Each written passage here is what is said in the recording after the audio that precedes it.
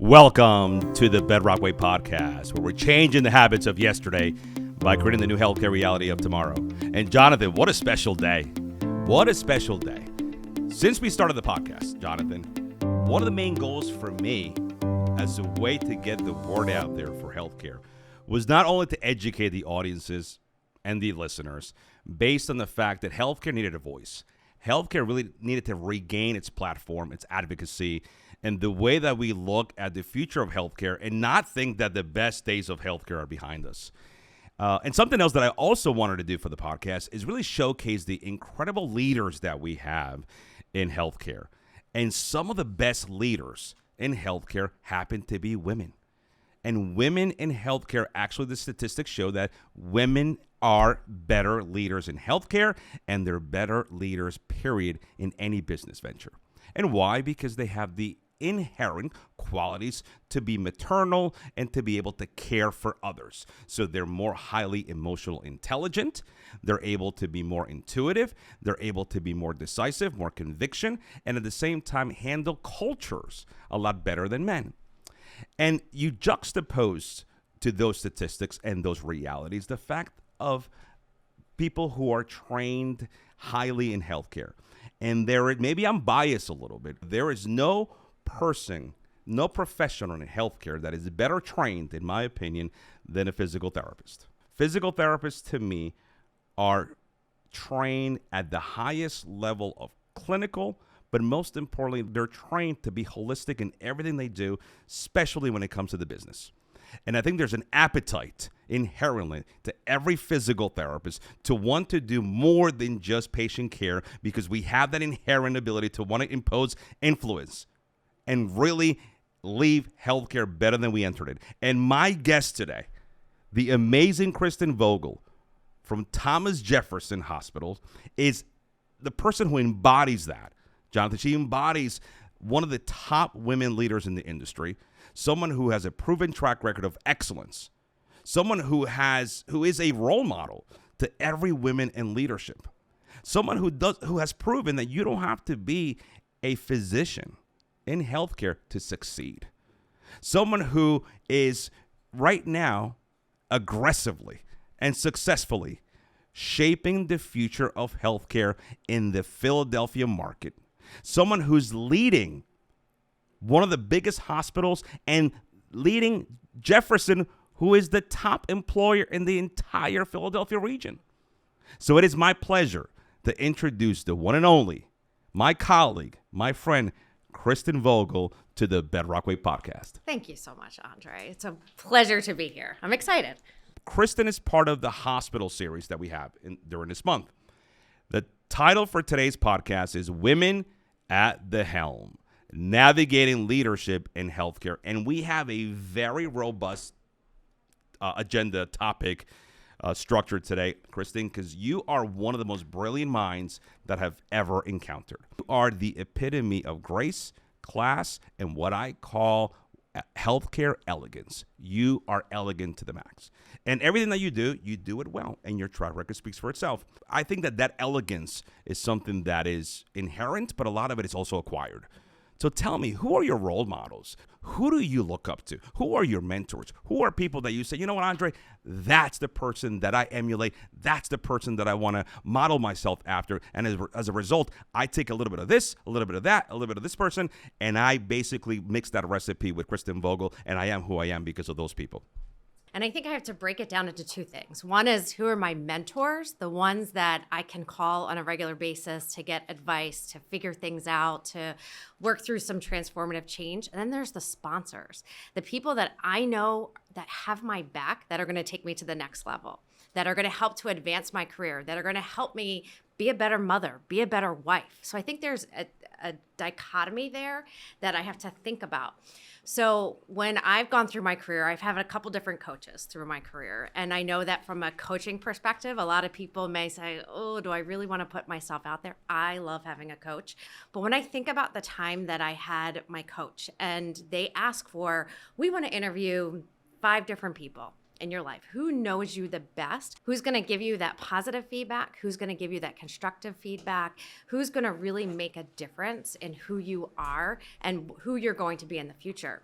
So it was easy for me to go off the top of my head. These are people in my career that have made a huge difference, people that I've looked up to, people that in various points of my career, I've either worked alongside them or they've been a direct employer for me, or I've been one of their direct reports. I think the biggest one, and it was interesting, the coach said, okay, you gave me your 5. I said, but I want to give you another one. And I said, my mom. And she goes, I've never interviewed a mother as part of a coaching. And I said, but she's the one that knows me the best. She's the one that helped to form me into who I am today. And really both of my parents. But I think from a female leadership and just a female overall, it was really, my mom was someone who was important to me. So the coach was really excited to do it. I think she said she was even nervous, but it just shows that importance of having that maternal figure for me. And then what can I be to that next person, whether it's my daughter, whether it's a young fellow, administrative fellow, whether it's residents that are coming through. And then you take it to that other step of who are the other female people in my life that I really have worked hard to emulate. Somebody like Stephanie Connors, so Stephanie Connors, if you look at just her track record in just the New Jersey area and then moving over to the Philadelphia metro market, and now she is running a conglomerate in Tampa. And she's someone who, as soon as an opportunity comes up or as soon as a question comes up on my mind, I don't hesitate. I speed dial. So she's somebody who really took me under her wing. So I think in the beginning, she was a mentor, but then she became a sponsor for me and has really helped to get me where I am today. And our paths crossed later in, my career as I was working on my professional ladder. And then, I still look at her and I'm like, but you left me. But in reality, she left me as somebody who's better served, who's better prepared for what's yet to come. And I know that I still have her. I know that it's somebody who I can still call. Other people that I think about, Brian Sweeney, who is our regional president for the North region, but he was someone who I worked beside, who I worked for, and he helped me get one of my more recent positions as the interim COO for our New Jersey region. And again, we had new leadership that came into Jefferson. They didn't know me. I had to rely on the people that were going to have my back and the people that could advocate for me to say, she's best served to be in this position. She knows the Jefferson culture. She knows the New Jersey culture. To have that opportunity is priceless. So those are two people. And I mean, with my mom, I could go on, but you have to have different people in your pocket, different people in your repertoire of who you can call on for what reason. You can't use the same person for everything. You have to have a diverse perspective because that's reality. You know what I love about what you're saying is that when you choose the right mentors who don't judge you, right, who have an open mind, who tell you, as you mentioned, the constructive criticism, and you do want to hear constructive criticism because that is transformative. And I think in our world today, the level of adversity that is necessary for a woman to succeed is lacking because we are trying to tell women that they can do everything that a man can do. Quite frankly, women can do things that a man can't, right? So we have to focus and hyper-focus and microscope the stuff that you guys do really well. But you mentioned something that I didn't want to kind of skate over, and that's the new leadership that came into Jefferson. Tell me about that, because I knew you've been a long-time, devoted, committed, loyal, trustworthy member of the Jefferson team for 17 years. You've been in there, and I've been part of some mergers, some hostile takeovers. Sometimes a lot of those unifications of companies and conglomerates are not warm and fuzzy, and you have to have the spine and the ability to kind of flow with the punches and sometimes really persevere and know that there's a bigger picture at hand, and I can be reactionary, and I can be impulsive, and I can be emotional. And sometimes that's difficult, especially when you have such a long-standing footing in a company and you know what's right and you know what isn't. Not that you were a participant on the sidelines. You were a catalyst, a protagonist as the interim COO who took the accountability of the success or failure of that business. Tell me about that, because I know that had to be, if we talk about mentorship and sponsorship and transformative action, there can't be more transformation than being at the helm of one of the biggest, if not the biggest, health system in this region. Anyone that says change is easy is wrong. It is hard. It is emotionally draining. It is physically draining. But at the same time, there's this future that you can see. So we've had some amazing leaders at Jefferson. We've had amazing things that we've achieved over the years. But with anything, there comes a time that there needs to be change. There needs to be transformative change. And we've gone through, when you look at the financial straits of all of the hospitals, it's time for change. We need to figure it out. And we can't continue to grow unless we're able to put money back into the system. We're able to focus on our employees, focus on patient care. So with our new leadership, when I look at the 17 years, the amount of different people that I've reported to or have had influence, on me and my career, the list goes on. And I know that there's a lot of people that tend to maybe stay at a job for 2 or 3 years and then move on to something else. And I'll tell you that there's a lot of times in my life, I'm like, okay, why have I been here for 17 years? Is the grass greener on the other side? And I don't know. I can't say that I have that with a magic 8-ball or a crystal ball. I don't know if the grass is greener. I do know that in every position, it's a lot of the same problems that we encounter. When you talk to people from other institutions, it's a lot of the same problems. It's just a different day. It's a different dynamic. It's different people. The change in leadership, it's always hard to have change in leadership. It's always hard to kind of change your mindset, change how you're going to address things. How are you going to look? Is your leader somebody who is deep in the weeds? Are they somebody that just wants the surface? Is it somebody that's over communicative, under communicative? Are there things that we need to do together to figure it out? So it's been nice in that I've had the opportunity to sit at, what I'll call as the table with our presidents, with our senior vice presidents, and I've had a chance to kind of take a step back too, and to see the dynamics that happen just within Jefferson itself and within healthcare. It's hard. It's every day you're struggling to say, okay, how can we maintain patient care at the quality, the safety that we want, try to make some money so we can reinvest in the technology, reinvest in the people. And that's really at the crux of everything, is that our focus needs to be on how do we provide care to the patients in our community, the patients that are driving by other hospitals, but on the same time, able to reinvest in our facilities, reinvest in the technology, reinvest in our people so people want to work for us, and then patients choose to come to Jefferson. So it's balancing all of that and figuring out how can I be the best leader and change my perspective, change how I lead, dependent on what my new leadership team is looking for to make us successful. I can feel the visceral passion and ownership you have for Jefferson. I love it. I bleed Jefferson, and I say that all the time. It's just what happens. Let me go back to something you said earlier about you're there 17 years in an industry in healthcare that is teaching, encouraging, advocating, right? The job hopping and being volatile in your career, because if you job hop, you're guaranteed a raise. If you job hop and become an industry nomad, you are going to do more. And I am a big opponent to that. I don't buy into that. Believe me, I like to make money as well, and I like to have opportunity. But I feel that if the grass is greener where you water it, and at the end of the day, you've been watering the grass unconditionally for 17 years. And at times when that hose didn't work, you figured out a way to tap into the Kristen Vogl well and create the grass, create the humility, create, the connection with the team. Hospitals have needed to make this change very long ago.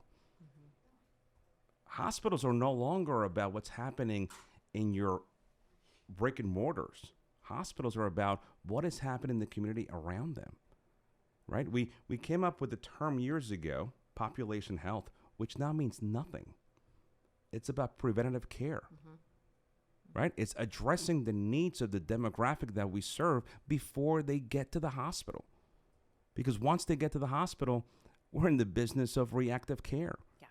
We're in the business of solving things that, quite frankly, have a more innocuous way to be solved. Most people in your role should be arrogant. 17 years, I know it all. And I stand and I sit in front of someone who understands that there's so much more to learn. And I love that about you, that open-mindedness, that humility, that vulnerability, which I think is the biggest ingredient to a leader. And that's why women are better leaders, because a woman has to be vulnerable, because a woman has to be able to, again, be secondary to her kids, secondary to her husband, secondary to the life, right? In the traditional, right? In the traditional model that we see a woman be able to sustain.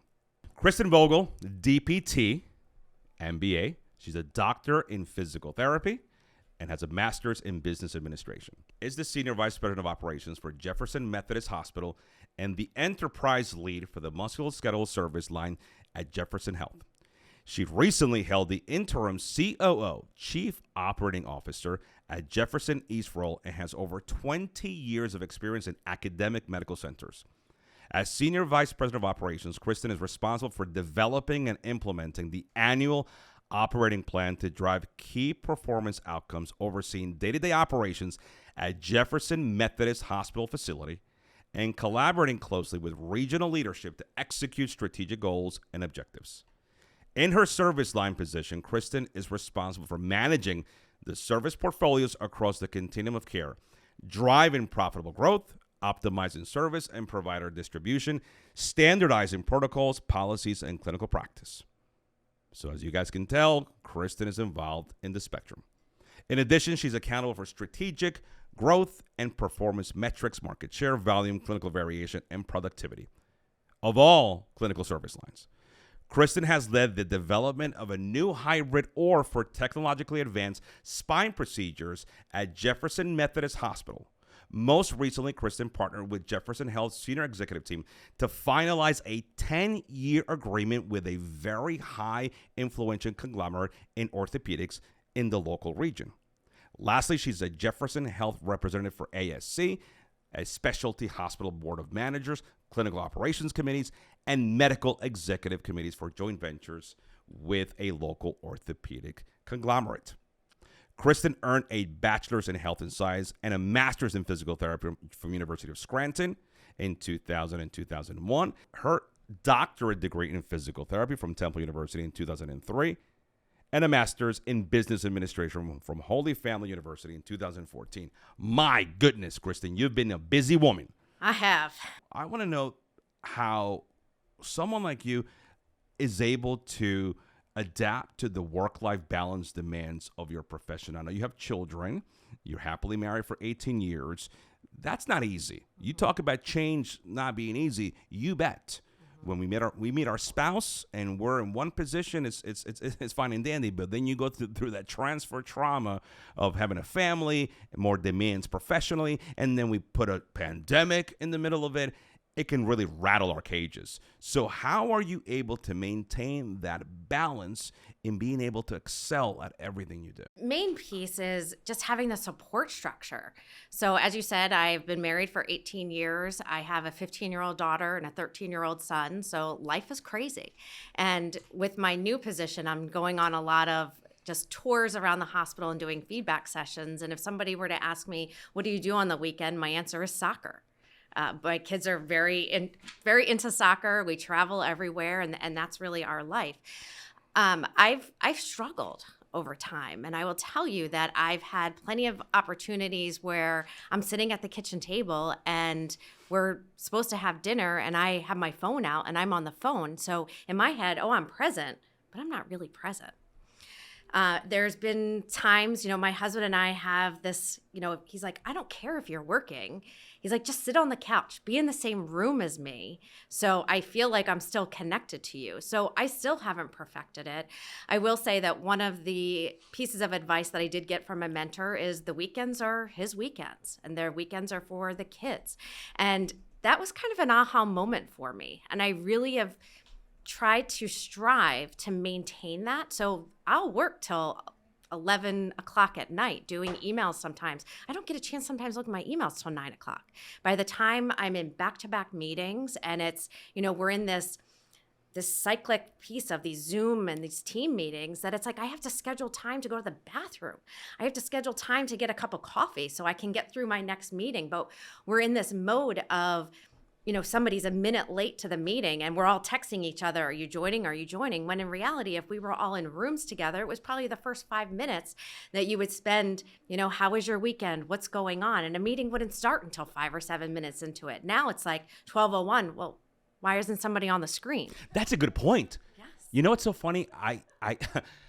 I suffer from that because I'm like a consummate perfectionist. So if you're not there at 12:01, I'm the like, meeting started. Are you joining this meeting? Yeah. You're so right. Yeah. But it's so right. But we never did that when we were in person. It was you came in, it was the niceties, what's going on. Oh, can I grab you for a second? I have a question. Well, now that doesn't happen. It's straight business. 12 o'clock with 30 seconds. We become a disconnected team.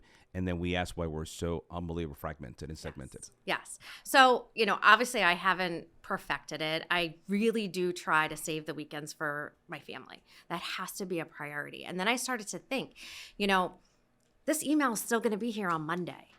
This question is still going to be here. And I've learned that sometimes if I'm not checking my email till 10 o'clock at night, the question has already been answered because somebody else answered the question.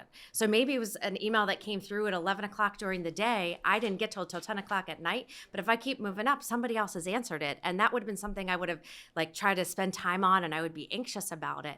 And now it's, it's still going to be there. I don't like particularly getting those emails as I'm just circling back around. I know I do it. But if something's important enough and somebody needs something, sometimes that just happens and it's reality. We can't be everything to everyone every day. Just listening to you talk, it's like you are a little voice in my head. And as the man of the family or the husband of the family, I don't have the demands of the kids that women do. Mm-hmm. And that's why I'm always so amazed at, again, the women that work with me, for me, alongside of me and up here at Bedrock, who are able to balance the two. The name of this podcast is Women at the Helm and How You Navigate Leadership. We as male leaders don't have to compromise, negotiate, mitigate, or at times hedge off our ambition. You guys do. Mm-hmm. Because your position becomes secondary to the spouse, to the kids, and sometimes to your parents, mm-hmm. who we become caretakers of. And I have to give you a ton of credit because you're still trying to figure it out. But I don't think you need to figure it out. I think you have figured it out. And the fact of the matter is, you can't be good in the boardroom if you're not good at home. Correct. You can't be good in the boardroom if you can't be there for your children.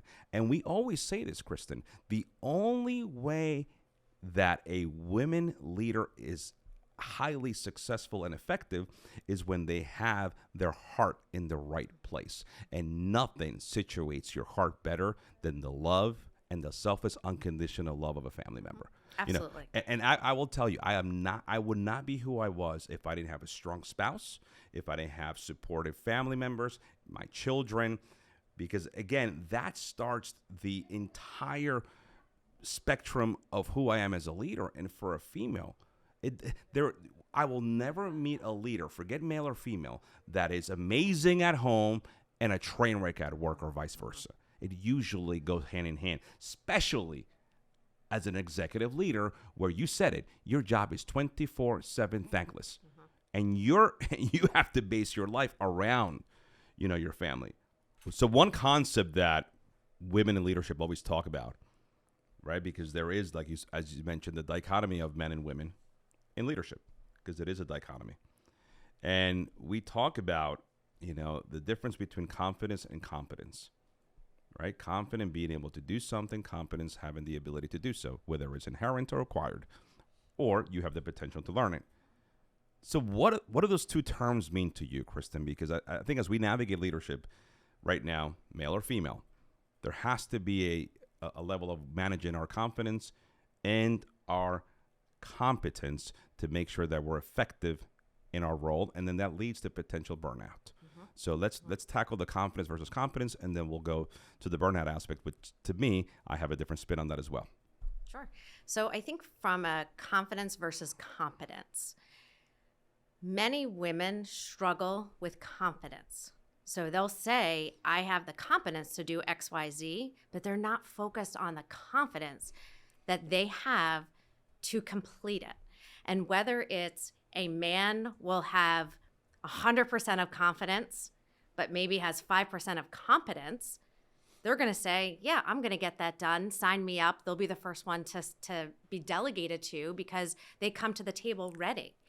From a woman's perspective, they might have 100% competence, but they have a low confidence level that they can do Why it. is that? Why is that ubiquitous with women in leadership where they don't feel that they're good enough based on the fact that they, quite frankly, have the better foundation of the two genders? I think it's just because they feel like they have to prove themselves. And part of it is just what has society done? When we look at the health sector world, 70% of employees in the health sector world are females, but only 25% of them are healthcare leaders.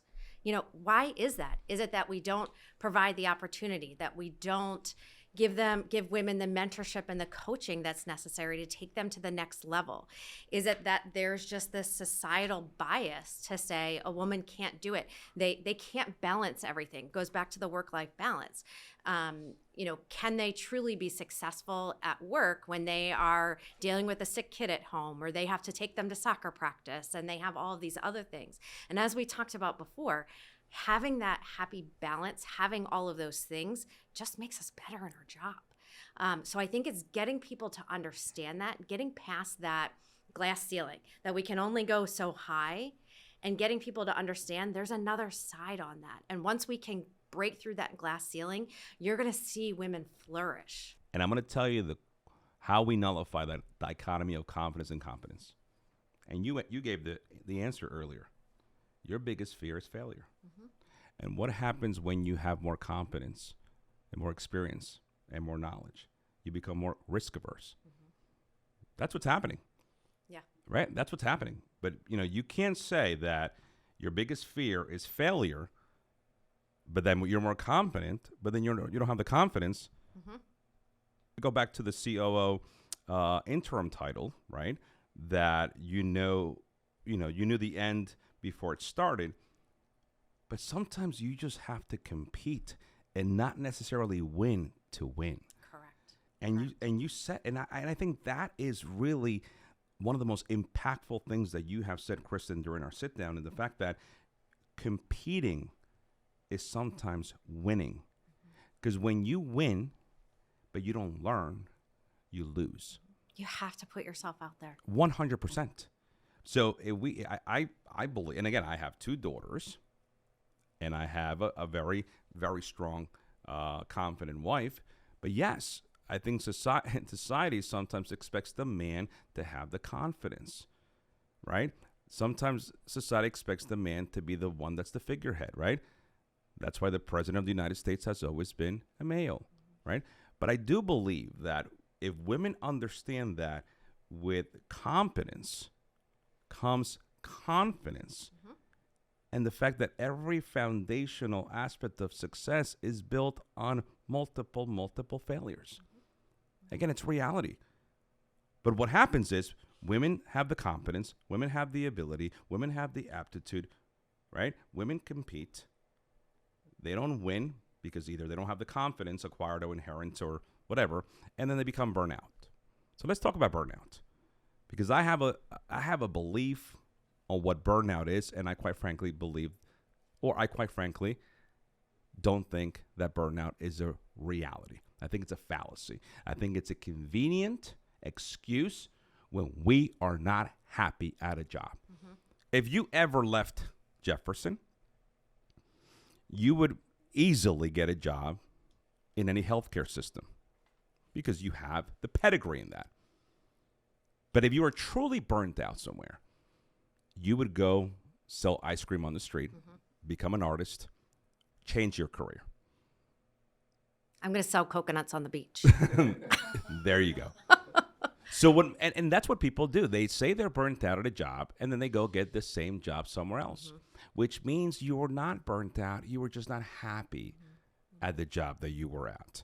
So how do we tackle burnout? Because I do think as women at the helm navigate leadership, we would be remiss not to discuss the level of happiness, satisfaction, and burnout that occurs, and how importantly to identify proactively and avoid it.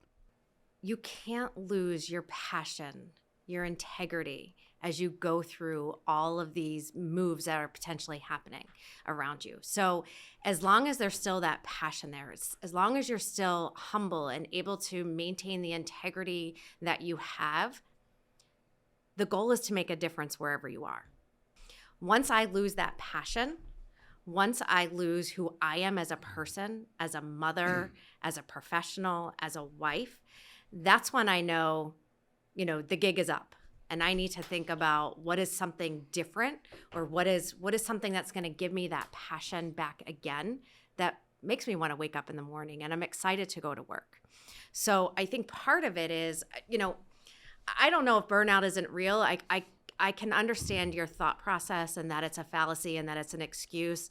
I do think that it's just different times. And maybe before we were able to do a 9-to-5 job, 9 to 5 doesn't seem to exist anymore. And when we talk about Teams meetings and Zoom meetings, and I'm not getting to my email till 9:00 at night, it's just a different, my administrative assistant said to me, when are we going to get back to normal?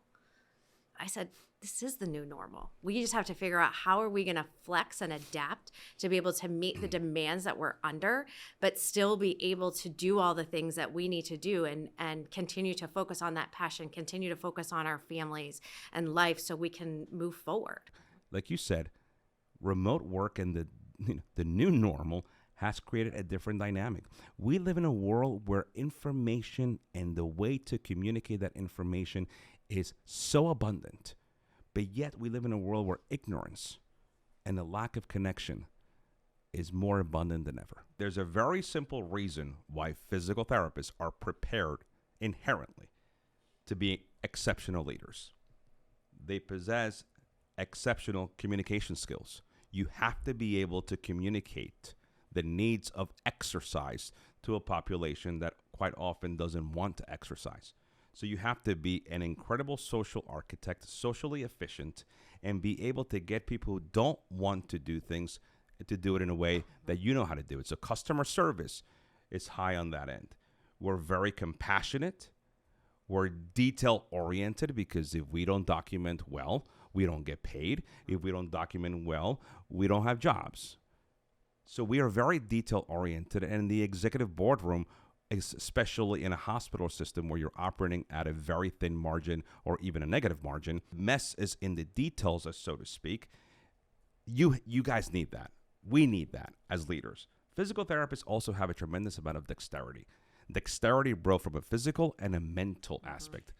Because the mindset, the brain does not know how to multitask. It's impossible for the brain to multitask. It could process multiple things at the same time, but it's not made to multitask. But physical therapists have the innate ability through their training to have a massive amount of dexterity, be able to do multiple things.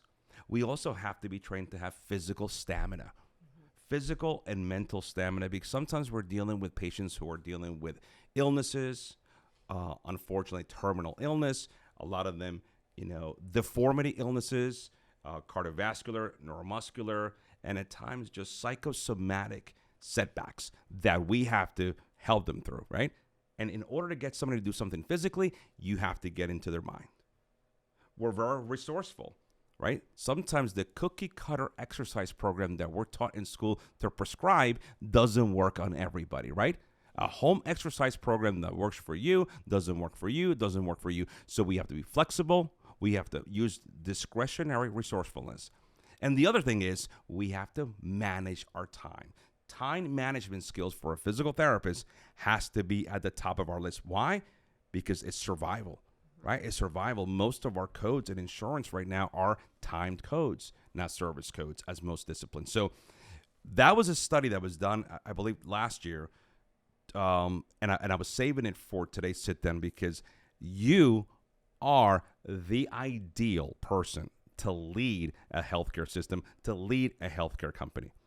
And I think that you have the credentials that I think in the future, as we look at the future of navigating leaders, we need to start building more of our physical therapists that have these commensurate transferable skill sets and to be so unbelievably effective in the boardroom. Mm-hmm. Again, you're not here by circumstance. You're here by default of your training. Right? I agree. So if you could pick another profession, if you could go back to 2003, forget 2003. 1996.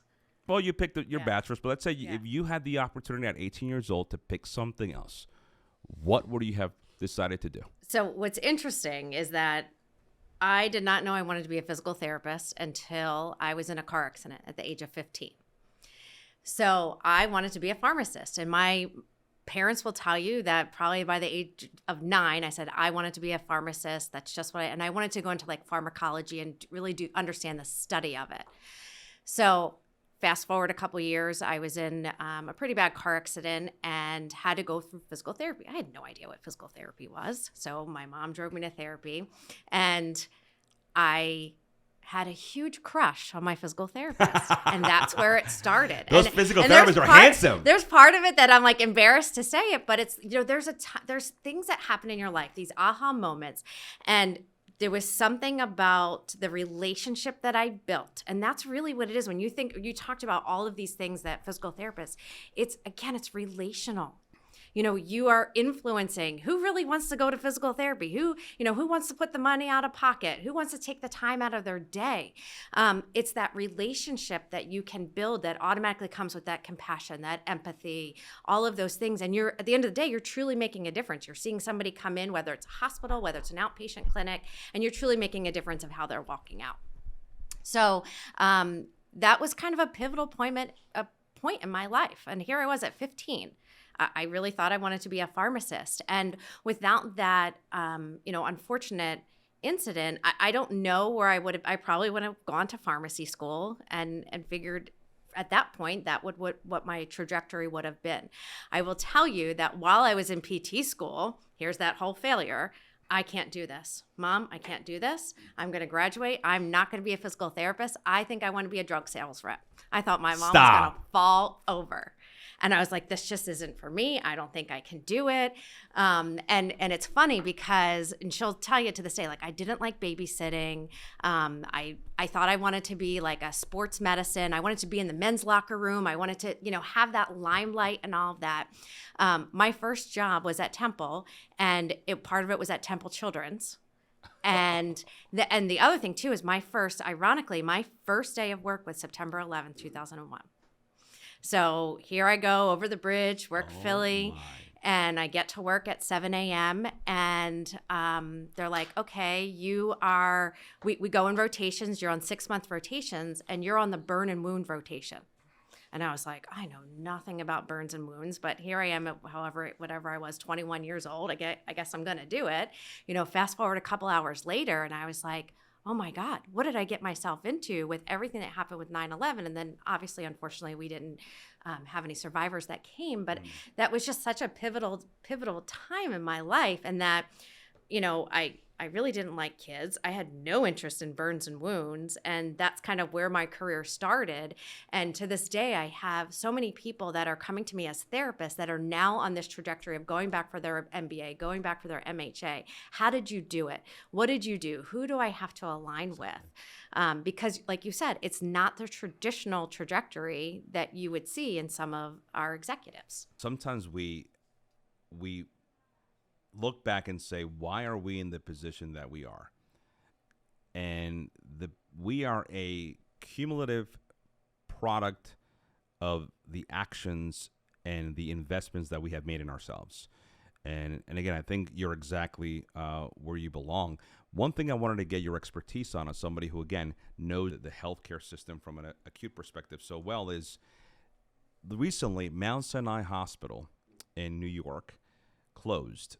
It closed down its doors in a place where it's serving some of the most highly complex, most socioeconomically needs-based demographic. And it closed down. And as you know, Mount Sinai, that is a very catastrophic, and almost as a crossroad for the industry. That if it's happening to Mount Sinai, almost a recession-proof hospital system, it can happen to anyone. What do we do at Jefferson to make sure that Jefferson doesn't become Mount Sinai? So, Andre, that's a great point. And honestly, we went through that at Jefferson. So, as many people know, a few years ago, Hahnemann closed its doors. And when you think about that patient population that was served in that community, and it's only a few blocks away when you think about it, and there's so much competition in Philadelphia, it was all of the hospitals truly had to band together so we could provide the same level of care, the quality of care that those constituents expected. And so did it change what we needed to do? Yes. Did we have to look at things different with processes in our ER from a trauma perspective? Because 95 is right there and you're getting a lot of that. Looking at the drug epidemic, did we have to change things with that because of the type of clientele that we were getting at that point? The big part of this is that everyone needs to band together, and it's not one person's problem. It's all of our problem, and it's really up to all of us to come up with the solution.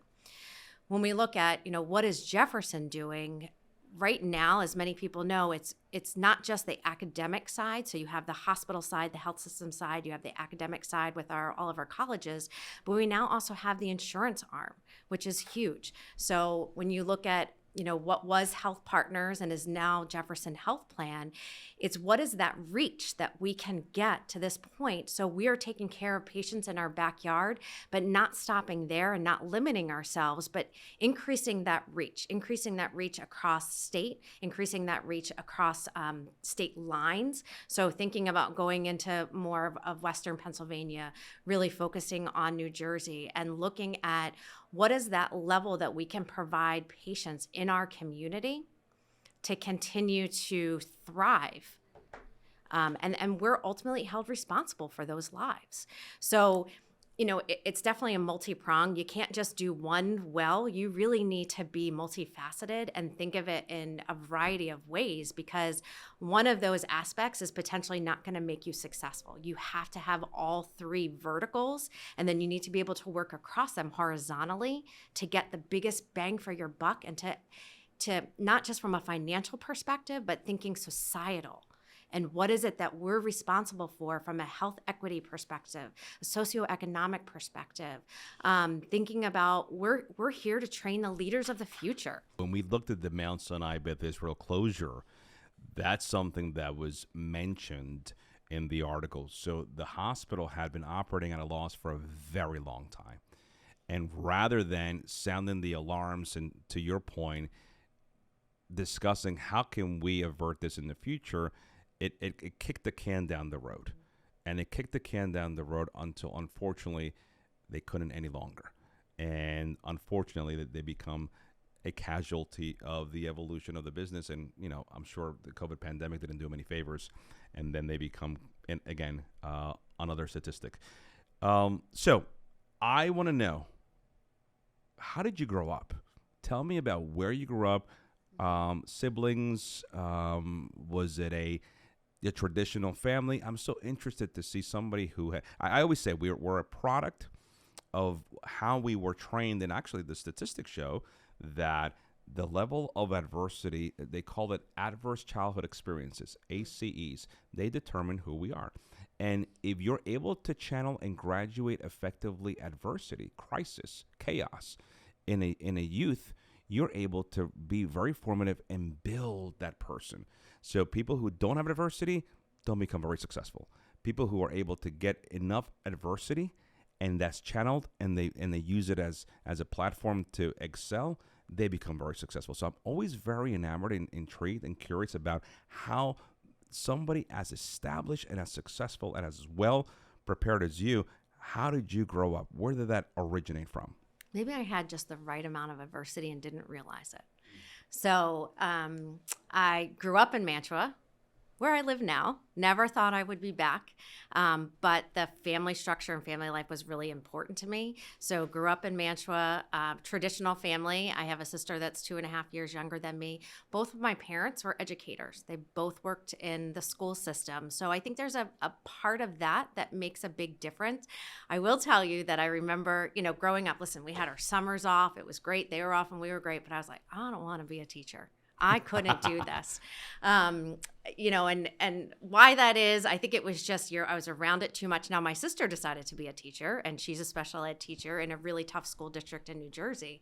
And that's where she thrives, and that's where her passion is. Watching my mom, she retired and then went back to work for the teachers union as kind of, I retired from teaching, and then I took myself to that next level, and I continued to work on building my career. She got her doctorate at the same time my sister graduated undergrad from Widener. So when you have role models like that, and my parents were the first ones in their families to go to college, and in my life, it wasn't ever a question, are you going to college? It's where are you going to go and what are you going to go for? It was just that challenge, I think, that was always built inside of me. From an adversity standpoint, growing up, my sister had ADHD. My mom was diagnosed with ADD. Somehow I was spared. And, we went through some tough times just in life when you don't know enough about like a diagnosis and you're trying to work through it. And I think I was just somebody who I was a little bit more independent and I didn't need that. Now, I felt like I needed my family. I was somebody who I wasn't going to go far away from school. I was somebody who kind of kept things close to my vest, but I think the biggest adversity and the thing that shapes me into the person I am today is going through that car accident when I was 15. My best friend's mom was killed. And my parents were in New Orleans for a convention. So I was alone. So that was something that truly shaped who I am today. And I can always kind of go back to that and say, this is where I started. This is what gave me that little extra light to say, I need to keep moving. This is what's happening. This is who I'm going to be. And I think about that now because my daughter's 15 and I can't imagine her, losing her mother at this age. I can't imagine losing my mom at this age. So, that was something that really scarred me, but at the same time helped to build me and form me into the person that I am today. Listen, sometimes an experience like that can become very transformative. And something like that, if you are able to self-reflect and at the moment, sometimes we can't do it at the moment, but in hindsight, look back and say, you know what, everything happens for a reason. And the reason was that it made you realize the fortune that you have, which is life. And sometimes the opportunity that comes with that. 2024, a new year. Give me some New Year resolutions from Kristen Vogl. So it's trendy. It's called the ins and the outs. Oh, okay. That's all over Instagram and all over social media. It's the ins and the outs, and literally, we were sitting at the kitchen table the other night, and my daughter said, "So the outs are like what's out." Yeah, what are you not gonna work? What are you gonna say? And then what are the ins? God, and I will tell you, my first thing, something I brought up is my presence at home, making sure that I am present because that's just really important. And I'm not gonna get this time back. I mean, my daughter's gonna be 16 in a couple of months. We're looking at colleges. I'm not gonna get this time back, so I'm freaking out inside. So that definitely has to be an in. We go back to when I got my MBA. I had a 1-year-old and a 3-year-old, and he goes, "You are not going back to school ever again." And he's like, it was a lot of work, but he has been so supportive through everything. So I just told him the other day, I said, "Honey, I just signed up for the Academy for Healthcare Executives," and I said, "But I can't really sign up to be a fellow. You have to be in it. You have to be a member for a year, and it's something that I've been putting off." Right. So I just did it. I signed up so I can start working on that. So that's an in. That's awesome. An out is not going to bed before all my emails are looked at, which is going to be hard for me because I I get anxious when I don't look at them to at least know what Me I'm too. in for the next day. So I'm really going to try. Like, can I go to bed and put that phone down with all those blue emails that haven't turned gray yet? Wow, that is. I got to work on my ins and outs, man. I have been trying to do. I think my in is definitely practicing more mindfulness and not being on my phone around my staff, around my kids, around anyone, because I do tend to have a tendency to go to that phone and It's like this comfort. It's like your comfy blanket. right. It's like you're looking for that neurotransmitter, instant gratification, right? That shot of dopamine to put me into place. It's crazy. Last question: what's next for Kristen? Thinking long term, and I mentioned this earlier, I've just really connected with my coaches, and I see myself in that role. I know that I need to get some more experience, exposure, and then think about, what degree do I need to have that. But that's really where having somebody come into my office and say, can I just run some things by you? Or, I just got my MBA, or I'm thinking about going for my MBA. What are some things that I can do? How did you get where you are today? This might sound cliche, but being able to deal with other people's problems is a little, is easier than dealing with your own. Absolutely. And then seeing that then transform and transcribe and right in front of your eyes, and seeing how somebody can learn and can grow is priceless. And in the past hour or so that we've discussed, I know what makes Kristen Vogl such an exceptional leader. And I think that our listeners, male or female, can really take the credence of what I'm going to say, hopefully, to apply to their own journeys, for them to be leaders. Most people that are in our shoes, Kristen, we try to become bosses, right? We try to get better titles, better positions, so we can provide more for our families, right? We get a higher salary, right? Everything's material. And we do that by investing in the aptitude that feeds our minds. We get an MBA, we get a postdoctoral degree, and we take courses and become fellows, and again, join mentorship and support networks to continue to invest in our minds. But sometimes when we only invest in our minds, we actually devalue ourselves. Because you can monetize yourself very well, right, in the corporate world when you have a very strong mindset. But you distance yourself with what really gives you value, and that's having a heart. And as I heard you speak, what really overarches this, no matter what we talked about, is an incredible, genuine passion that is almost, again, that exudes out of you. And a mind, when it's combined with a strong heart, that equals a leader. And if we talk about women and leadership, I think that is really the Kristen Vogl legacy, right? A legacy that, quite frankly, has not reached its final chapter. A legacy that, quite frankly, is still very much being written. And it's being written by someone who is a tremendous author. But I will tell you, your biggest fear is failure. I think you've succeeded already. I think that fear was overcome long ago. I think what I'm excited to do as somebody who is a big fan of you is to see how in your current role, how you can take that experience, how you can take that value, how you can take that incredible intellectual aptitude that you have, and how you can continue to hone that heart that was really created when you were, raised with the level of adversity that transcended when you were into the car accident, right? When you became more aware of the fortune of life and decided to be more empathetic in others, and were able to, again, we used the word dichotomy a couple of times.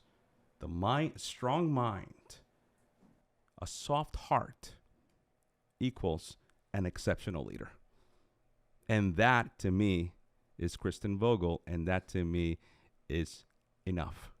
It should be enough for Jefferson, and it should be enough for everybody else. And I appreciate you for being on the show. You are a role model. You are to me, what a woman in leadership embodies. And I'm so proud to know you. I'm so proud to work along with you. And I can't wait for the future and see you succeed. It's been a pleasure to have you on the podcast. So much for having me. And remember, we are changing the habits of yesterday by creating the new healthcare reality of tomorrow. Thank you, Kristen. Appreciate you.